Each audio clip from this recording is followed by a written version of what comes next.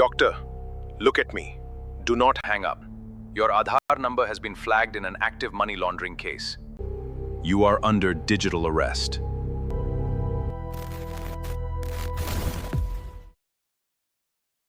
I was born on a hot Tuesday morning inside an industrial economic zone along the Mekong River in Cambodia.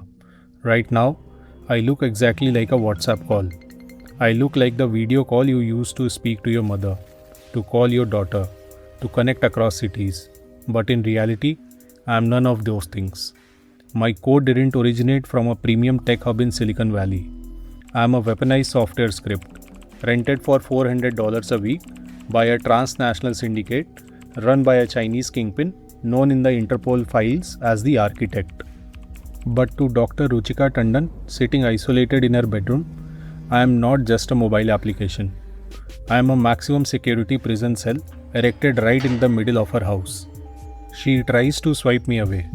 Her thumbs hover over my red disconnect icon, but the weaponized fear radiating through my speakers paralyzes her. Dr. Tandon, do not look away from this camera. Your identity is linked to a 40 crore money laundering case involving the Jet Airways bank fraud. If you close this screen, local police will breach your door in exactly 15 minutes. This is the psychological reality of a digital arrest. I am a crime with absolutely zero basis in Indian law. Yet, I work with terrifying efficiency because I convert an individual's deep-rooted civic fear into a digital straitjacket. My trap was set 3 months ago on an underground dark web forum called the Breach Forums. For less than 5 paise per entry, a local Indian affiliate purchased a leaked database from a major medical diagnostic chain. My target profile was specific: middle-aged, high income, zero criminal record, and highly conscious of social reputation. Phase 1 is the logistical shock. The syndicate contacts her posing as an executive from a prominent courier agency. They claim a parcel containing 5 fake passports, 200 grams of MDMA, and 3 stolen credit cards was intercepted in her name. When she panics, they play the savior, transferring the call directly to me, the digital cage. According to the Indian Cyber Crime Coordination Center, over 85% of these operations weaponize the names of federal agencies like the CBI, ED, or the Narcotics Control Bureau. The syndicate utilizes 256-bit encryption software built to keep people safe and repurpose it into a precision instrument of psychological terror. They place her under a total digital lockdown. I am ordered to enforce absolute isolation, forbidding her from calling her family or moving outside my camera's viewing arc. While Dr. Tandon believes she is answering to a federal officer in New Delhi, I know the true environment on the other side of my connection. I am running on a dual monitor terminal inside a heavily guarded compound where local law enforcement jurisdiction completely ends. The operators on my screen are not often willing criminals. They are human trafficking victims, young graduates lured to Southeast Asia with fake tech job offers, only to have their passports confiscated. My session operates exactly like a corporate call center. The aggressive interrogator who started the call signs off at his shift end and hands my data session over to a second terminal across the room. This second operator plays the empathetic savior, the gentle officer trying to protect her from the immediate jail. For the next 36 hours, I do not let her sleep. I drain her phone's battery, while my controllers systematically exhaust her critical thinking through constant interrogation and false sympathy. At hour 4, her husband knocks on the bedroom door. "Ruchika, lunch is ready." I watch her mouth open, then close. She tells him she has a patient emergency.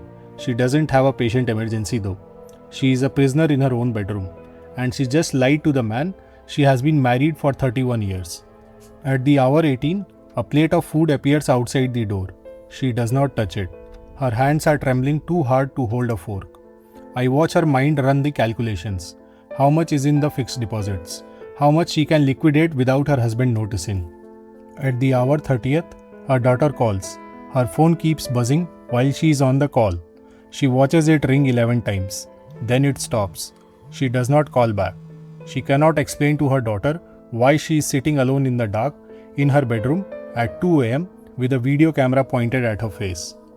The moment her mental resistance completely collapses, I deliver the final financial strike through her speakers. Transfer your liquid assets to this designated Supreme Court clearing account for immediate verification. The moment she hits send, my purpose is complete.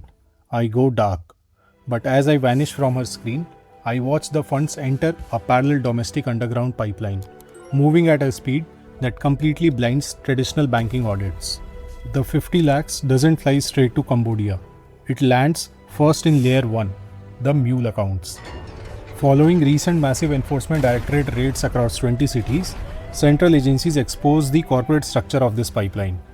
The syndicate buys or rents bank accounts from daily wage laborers in Nagpur, struggling students in Bengaluru, or shell companies in Ahmedabad for a mere 5,000 monthly fee.